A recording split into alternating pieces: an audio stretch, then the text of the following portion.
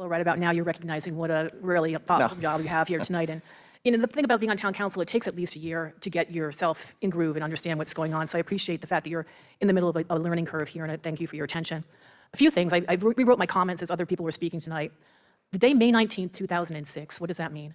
That was a day that a town council voted 3-2 to be able to give the development rights for the mixed use to Gilbane.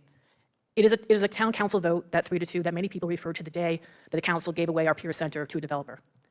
I stand here tonight, in my opinion, thinking that what is in front of you, with all the zoning changes you're looking at, is even worse than that May 19th vote. What you would be doing, in essence, is giving away our residential neighborhoods to developers at right. They would not need to come to the planning department. At right, they could do things.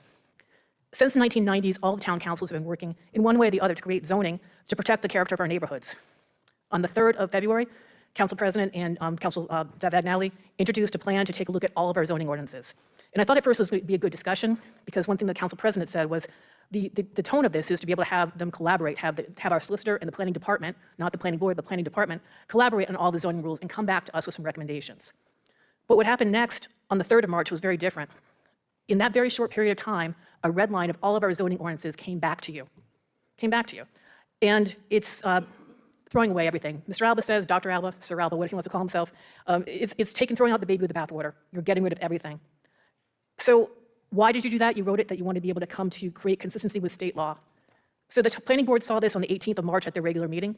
The very first thing that they started talking about was it's within state law, that we have the fact that we have the ability to have home rule, and they're acting within it. So I ask you tonight, because this is so encompassing, all the zoning laws, if tonight each of you were given a test right before you, given an hour to take a look, multiple choice, 100 questions, what are you asking the town to do with all the zoning? Could you pass it? What if your test scores appeared all in front of you? I don't think you could. And no disrespect to you, but what you're asking the town planning board to take a look at is 40 years of zoning to take a look at it in 3 weeks. Now, we don't even know who wrote these zoning ordinances.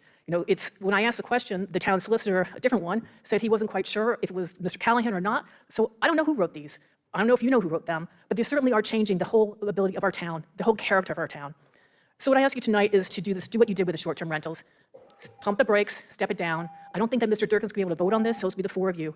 Take the time to work with the planning board. They're making recommendations to you tomorrow night. Be thoughtful. That's what you said tonight, Donna. You're a firm believer in speaking with others. Speak with the planning board. Thank you.